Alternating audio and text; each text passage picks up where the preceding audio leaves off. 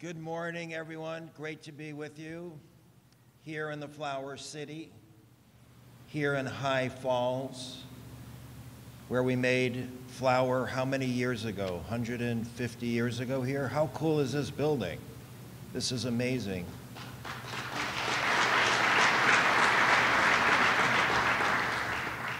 Who owns this building?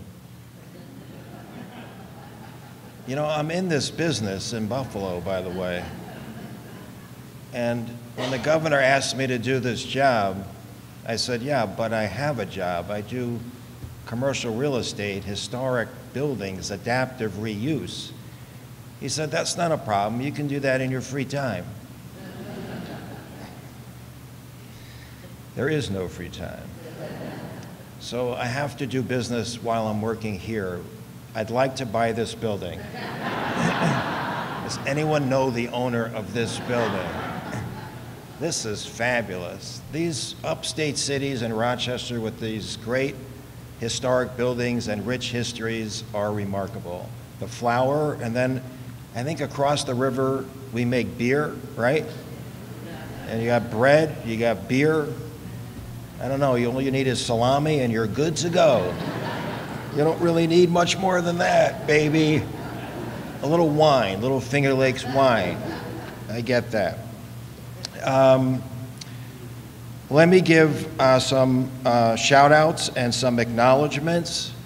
I want to say I got here about an hour early and the DJ was playing Rolling Stones, Elvis Costello, and Tom Petty. So I want to recognize the DJ who did an amazing job.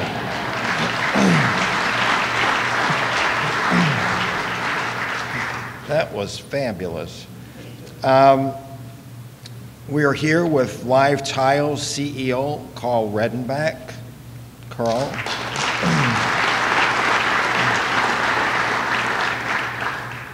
I used to feel all competitive with Rochester. Now I just feel collegial with Rochester because you got an amazing group of people here. You really do. And it's a pleasure to introduce some of your leaders who do an amazing job. Rochester Mayor Lovely Warren.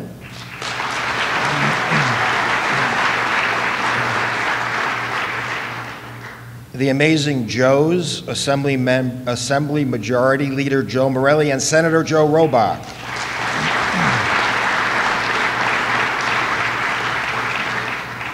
Senator Rich Funke. Assembly Member Harry Bronson. Monroe County Clerk Adam Bello. We'd like to recognize members of the Monroe County Legislature. Members of the Rochester City Council. Town supervisors from across Monroe County. Greater Rochester Chamber of Commerce President and CEO and superstar Bob Duffy.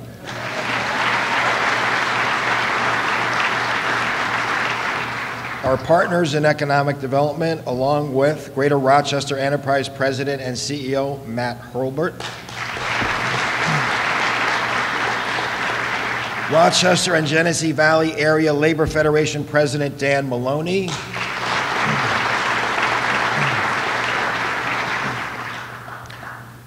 I'd like to recognize Empire State Development Board member Hilda Rosario Escher. I want to give a shout out to ESD's very own Vinny Esposito, who does a great job here.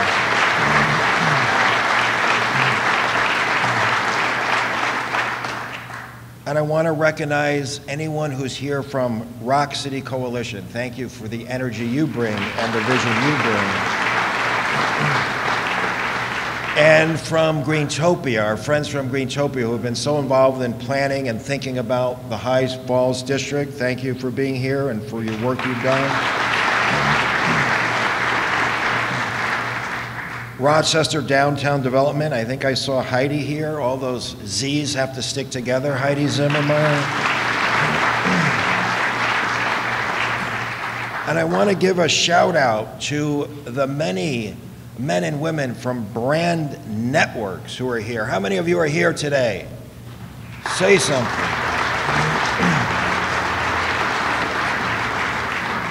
You haven't done the full tour, but I got here early, and just behind that curtain is like 80 really young people, really smart young people, all the age of my kids.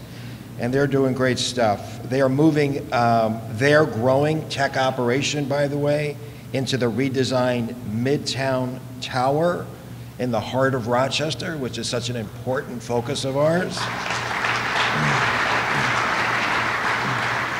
In the downtown innovation zone, so that LiveTiles can grow right here in this super cool building that I'm going to own one day. Anyway, all that aside, all those introductions actually have used up all of my allotted time. So I apologize. I'm just going to go over by a few minutes.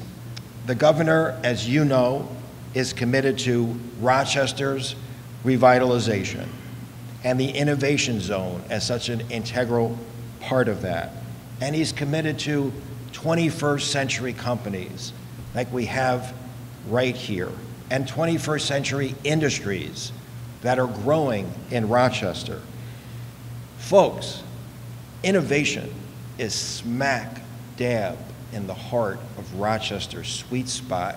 You guys are upstate's innovation capital, whether you're talking about STEM degrees or startup businesses or innovation in all of its kinds, venture capital, you name it. Rochester is the envy of the rest of upstate New York. You are perfectly positioned for the future. Rochester is perfectly positioned for the future, and you should give yourselves a hand because you're making it happen.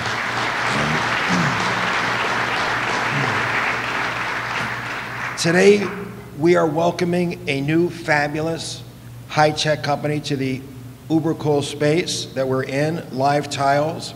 A company at the forefront of software development is expanding their presence here in this building, and you'll hear more about LiveTiles from the CEO a little bit later on. Innovation and downtown revitalization, that's really at the heart of the governor's economic development strategy, and it's extremely evident here. It's extremely evident here. Recently, I was in the newly renovated Sibley building. That is not, by the way, like your typical renovated 30,000 square foot building. That is a beast of a building. I do commercial real estate. I renovate old buildings. That is an over 1 million square foot, top to bottom, side to side, total gut job redo right in the heart of Rochester. That is an amazing project. And the state's been proud to participate with the very aggressive and ambitious developers on that project. We welcomed to Sibley NextCore, and I think you're familiar with NextCore. That is an incubator and accelerator, and we welcome the first 10 competitors in the state's Luminate New York competition, which is really designed for the optics, imaging, and photonics industry, which is right, again, at the heart of your strength, one of the most important economic business clusters you have in the region.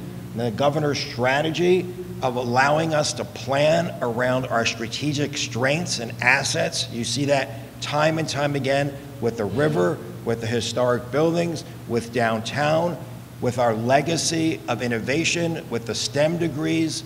All of those things are a product of your planning and building on the great assets that you have here.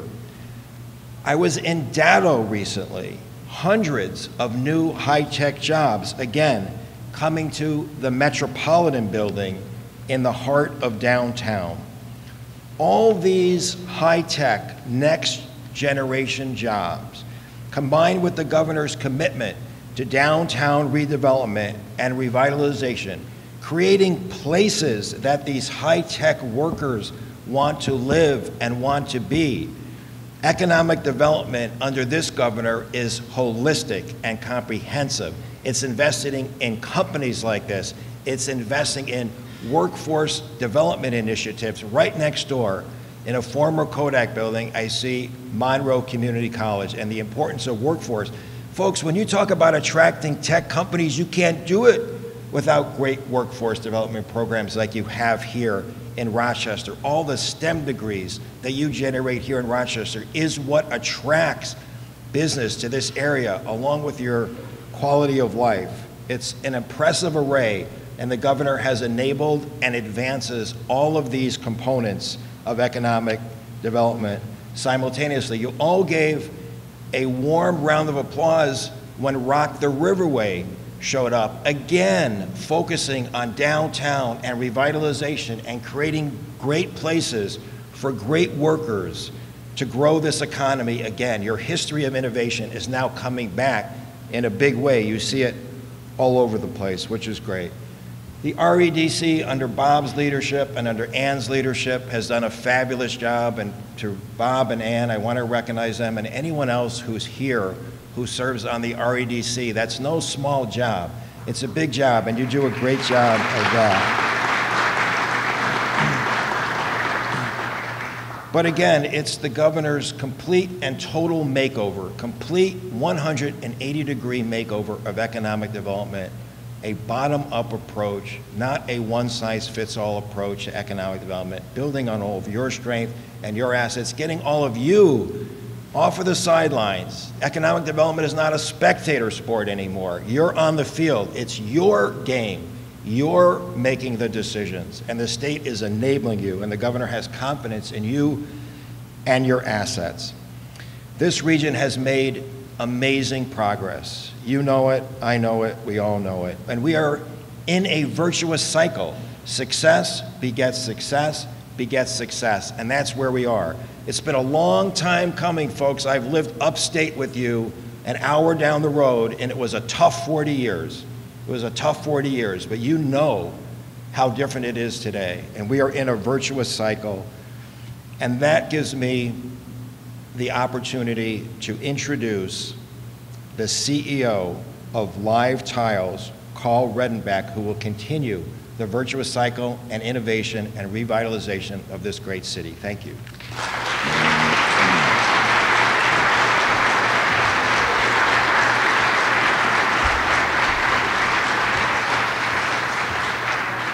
Well, thank you, Howard. Thank you, everyone, for coming today. What an exciting time for LiveTiles. I think an exciting time for Rochester. And I'm really proud to be here. I am actually, believe it or not, a New York State resident and local. I may not sound like it, because obviously originally inherited from Australia, Melbourne, Australia, many years ago. We are an Australian, proudly Australian company, but headquartered in New York State, headquartered in New York City. But every time I come up here, I go, why am I living with 4 kids in a small apartment in Manhattan when I could be in this beautiful town with backyards, people are happy. Look at you, you're happy.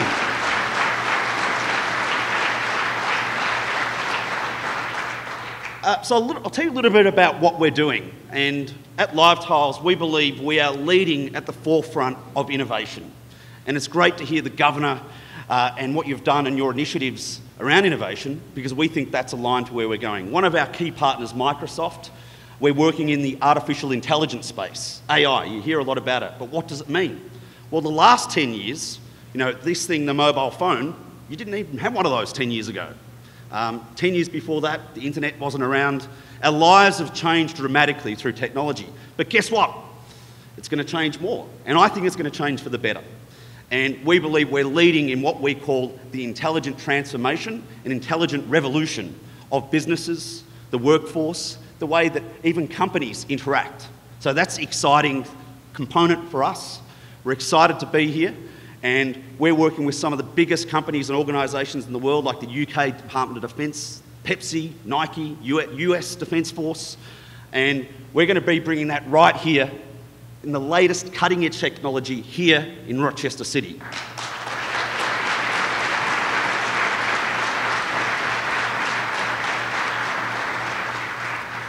And one of the great things about LiveTiles, we're a very young company, actually, not just by our looks and being young like myself, but also in the age of our company. In fact, we're one of the fastest ever growing public software as a service companies, where we have offices all around the world. We transact in 169 countries, and we're growing at a rate that we think is going to exponentially grow us. And we were looking to use Rochester as a hub for this growth. And importantly, what we had over the last 6 months ago, or 12 months ago, we knew we needed to create an innovation hub.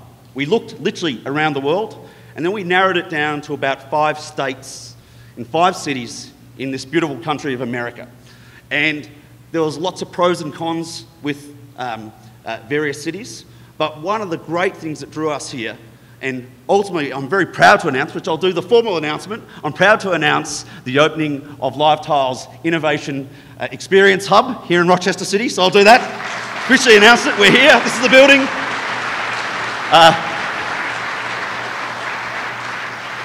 But really there was several things that drew us to Rochester in the Finger Lakes District. Firstly was just the talented people. You've seen companies like Kodak and Xerox grow and flourish, and we believe we're the next wave of innovation coming through. And just the talent, the level of people that are here are extraordinary. They're happy, they live an amazing lifestyle, and I think that was one of the key factors that drew us here. The other key factor is the standard of research. I look at Dave Munson, who's hopefully somewhere here. David, are you here? Okay, somewhere around here, from RIT.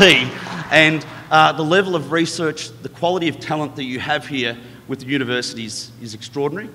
And then also, just the vibe, the energy of this downtown precinct, this innovation precinct that you're setting up here. And it's got nothing to do with the fact that when I went over to the Genesee Brewery, I may have had a beer over the road and looked at this beautiful waterfall, but it really is a beautiful part of town. And the vibe, the energy that you feel from everybody around here, I think has been extraordinary. So, and I think if I can, I suppose, say one very important thing, this would not have been possible at all should it not been for Governor Cuomo and your team, very talented team that brought this together.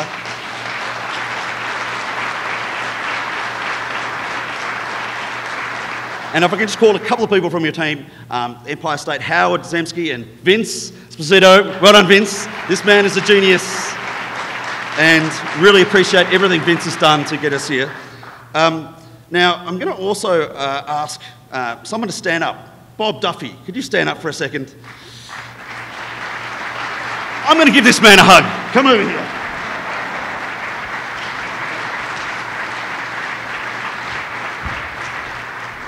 Bob has to be one of the nicest, most genuine people that I think embodies what Rochester is about. He really has embraced us from the minute we walked here, only 6 months ago, to look and come here and really gone out of his way to help us in every single regard. So we're very, very happy with Bob. Matt Hulbert from Greater Rochester. Again, extraordinary effort. Thanks to you, Matt. And Jeff Adair from Monroe County. Thank you, Jeff. This is the last but not least things. Can I ask the 4 people from LiveTiles to please stand up for a second? And I'm going to ask, firstly, our chairwoman, Cassandra Kelly, to turn around and wave to everybody. And we're very lucky that Cassandra is also a fellow Australian living in New York State. And we are a publicly listed company, so we had to have this signed off by our greater board. So we're very appreciative of the funding and the support from the LiveTiles board. I'm also going to ask you to put your hands together for Mr. Daniel Diefendorf.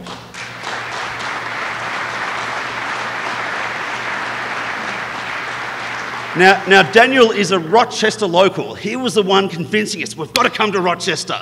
We've got to get here, and lives here in Brighton. Now, if you look at Dan, how big he is, I was a little scared if we didn't choose Rochester. So I'm sort of glad we made this choice for many reasons. Also, if I can thank both Nanette Murray and Alina Gersberg for their fantastic help in setting up so quickly and getting it all together. So, as I said, we live in a very, very exciting time. I think the next 10 years will be the most exciting. We want to use where we are today, not just create jobs, but create sustainable jobs that are going to continue to attract other AI businesses. We work with a lot of partners from PwC to Deloitte to Microsoft who we're already talking to try to encourage them to support us around us in our AI push here in this city. So it's an exciting time. Again, I would like to make one last thank you to everybody here, and it's my great pleasure to introduce the Governor of New York, Governor Andrew Cuomo.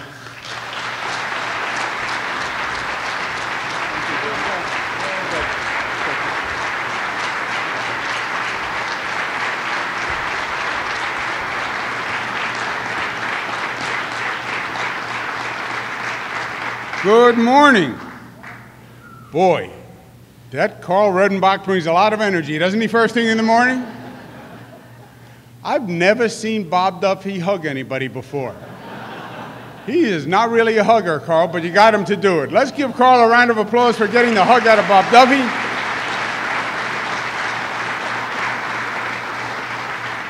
We are so pleased, and we welcome you to Rochester, and we welcome you to New York. And this really is a great day and a culmination for us, an affirmation for us in so many ways that I want to mention in a second. Howard Zemsky, who is an economic development visionary, he really is. Let's give him a round of applause.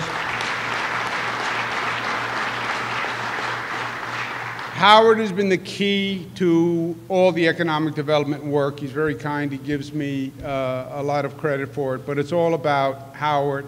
And we all know that he's an economic genius, and he gets it done, and he brought his experience from the private sector to government, and that's why he's so effective.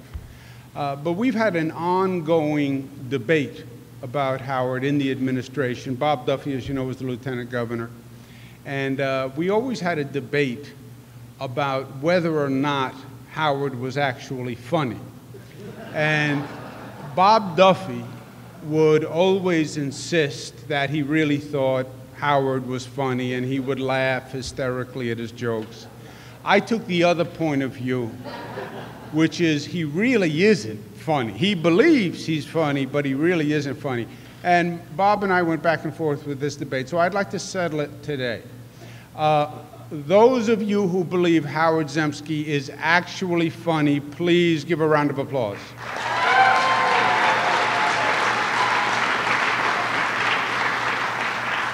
Those of you who believe Howard Zemsky agree with me, the governor of the state of New York, that, it's unbiased. I'm not trying to live.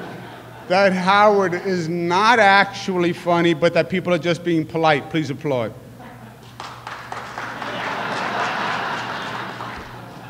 They agree with me, Howard. It's how Abe Lincoln counted the votes.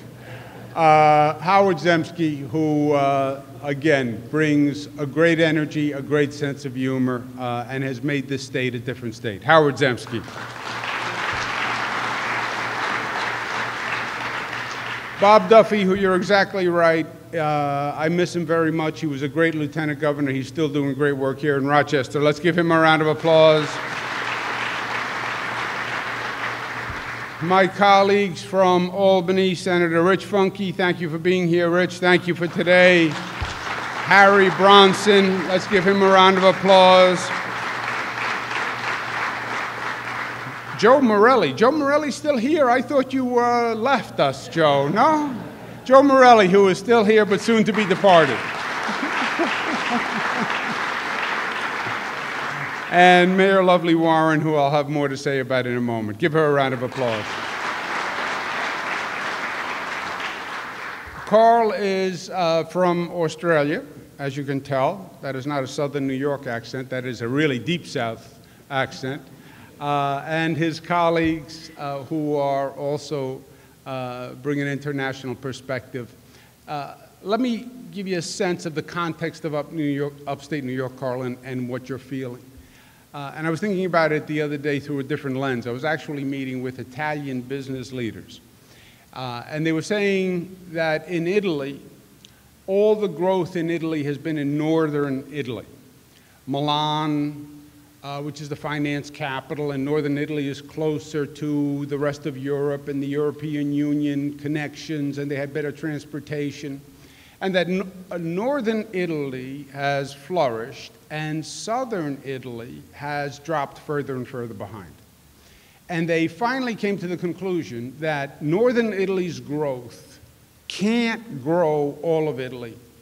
The only alternative is to go back and invest in southern Italy to get that economy up and running, to make Italy move forward.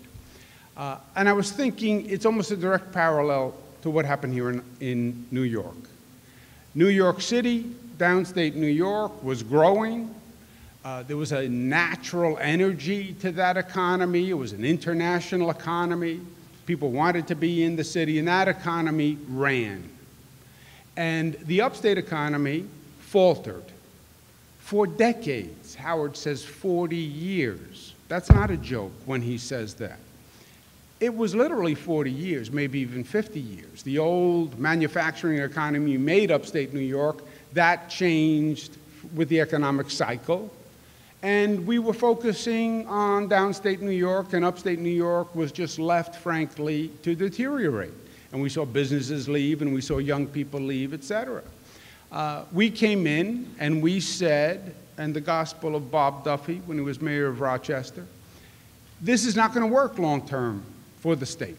First of all, it's not right for one state, one community, to have downstate New York flourishing and upstate New York deteriorating. We believe very much in the solidarity of the citizenry of the state. But it's not even practically pragmatic, good economic sense. Because if you allow upstate New York to deteriorate, it hurts the overall state. We're one balance sheet at the end of the day, economically as well as socially. So we did a 180-degree turn. And we said we have to go and invest in upstate New York and turn upstate New York around, which was a totally different philosophy for state government than Albany, the majority of which is from downstate New York and have that orientation. Population is predominantly in downstate New York. And we had to say, I don't care where the population is, and I don't care where you represent, we actually have to invest in upstate New York. And that was Bob Duffy's gospel for the first 4 years, educating people on upstate New York and what the issues are and what the problems were and how it was in their best interest to invest in upstate New York and turn that economy around. And we have done that big time. It literally has been 180 degrees. We have invested more money in the upstate economy than any administration in the history of the state of New York, and I'm proud to say it.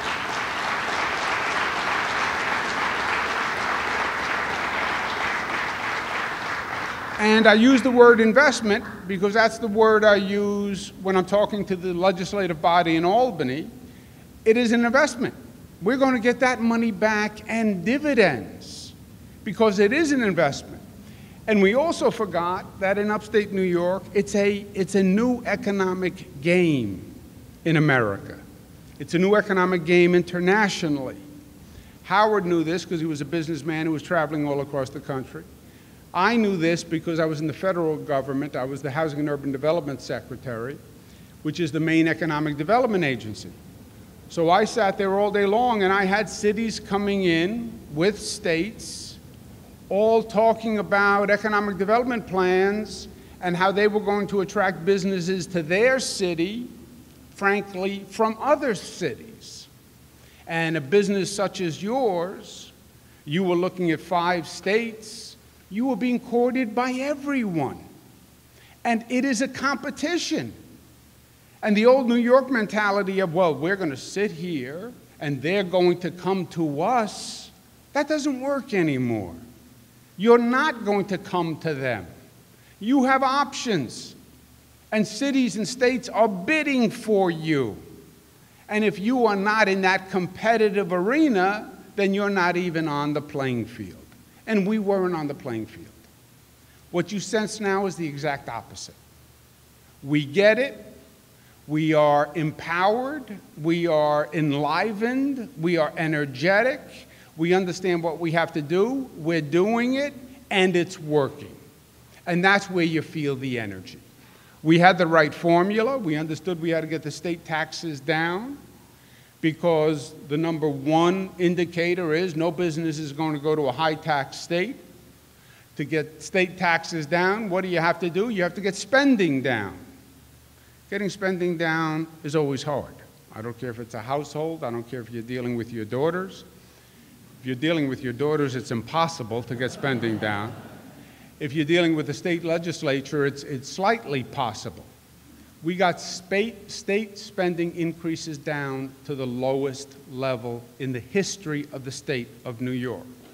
Now, the stereotype that you heard in Australia, well, you know, those Republicans, they spend less, and Democrats, they're high spenders. That was just a stereotype that actually is not true. I'm a Democrat. I have also spent less. Our spending increases have been less than any governor in the history of the state, Democrat, Republican, short, tall, liberal, conservative. And that is what set the change for the state. We got spending down, we got taxes down. Every New Yorker's taxes are lower today than they were 8 years ago. Every tax rate right across the board.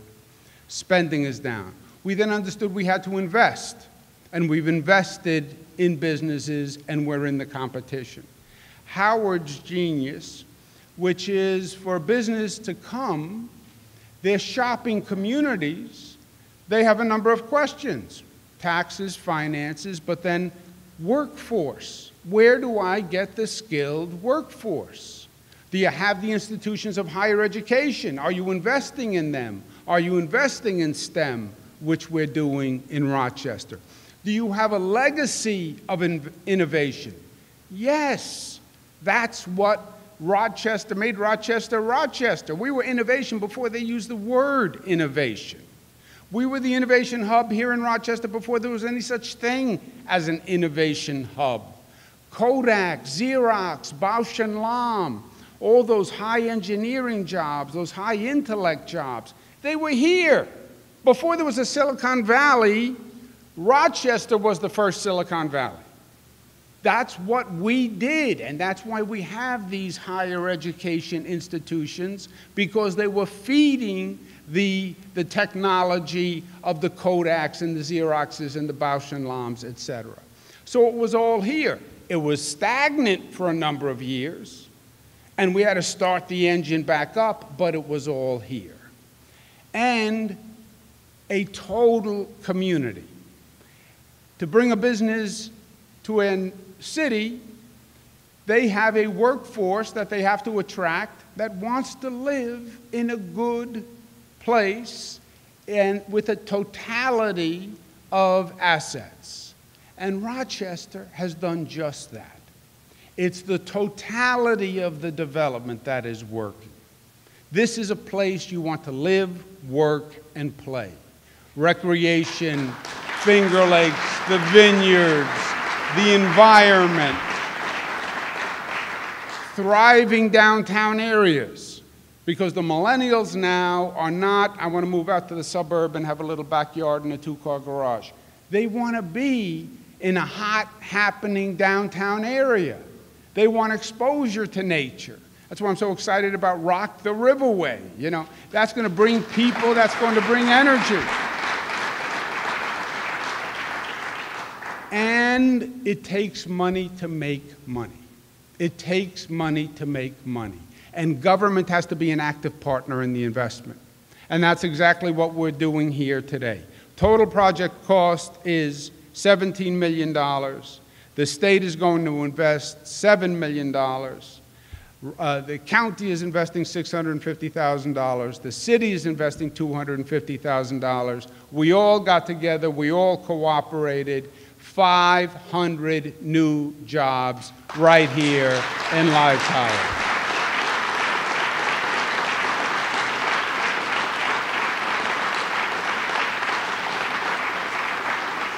So it is inarguable that the energy you feel, the positivism you feel, is because after a long 40 years, the battleship has been turned around, and the economic current is now with us.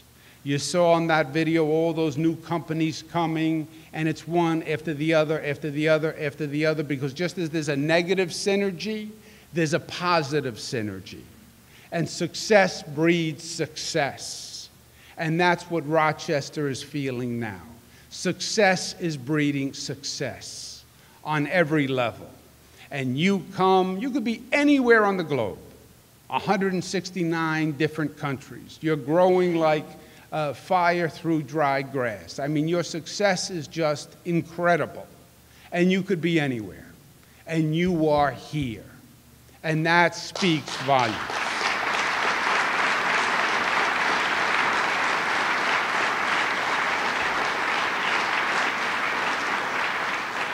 And the statistics say it.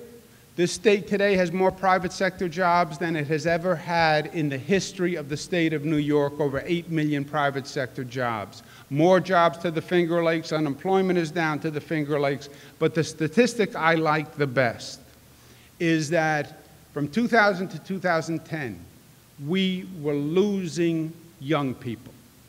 And by the way, for the 40 years before that, we were losing young people, because they thought to find their future, they had to go somewhere else. We lost, from 2000 to 2010, 6% decrease in young people from 18 to 34. The past 5 years, we've seen a 13% increase in young people coming home to Rochester.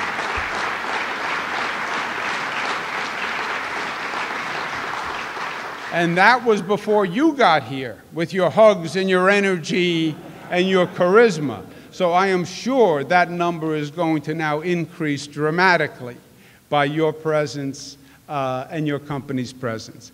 It is, for those of you who are here every day, I come in and out. Every time I come, I'm amazed at the growth and the progress and the increase in the energy and the increase in the positivism. And it is infectious, and it is happening, because we are making things happen. Success doesn't just happen. Growth doesn't just happen. Your life, your destiny is what you make it. And for too many years, we were on the sidelines. And for too many years, we were talking about decline in the good old days, what we used to do. We changed that mentality. We're on the field, we're in the game, we're scoring points, we're winning, and we're talking about tomorrow, not yesterday. And that makes all the difference in the world. Thank you for being part of our tomorrow.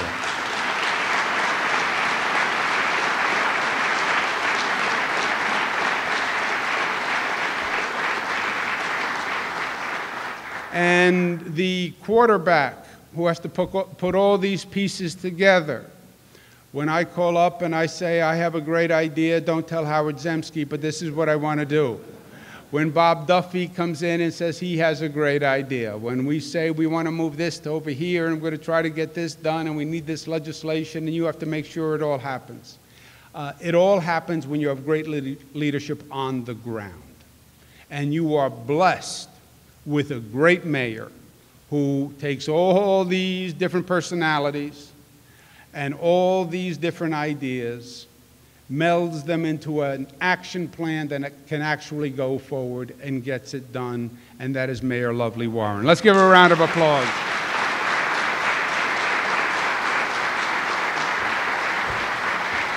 Thank you, Dave.